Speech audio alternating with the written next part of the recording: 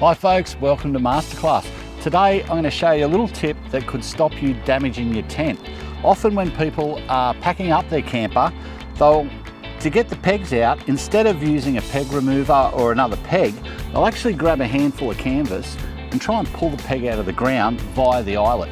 That is not the way to do it. That is a great way to tear the canvas or ruin the stitching. So an easy way to do it is grab a spare peg, slide it under the other peg and use it as a lever to start working the peg out. Once you've got it out a little ways, you put the peg underneath, pull it out, and we're done. That easy. Don't use the canvas as a way of pulling out the pegs. You will ruin it, it won't be a warranty, and you'll have to pay to get it fixed.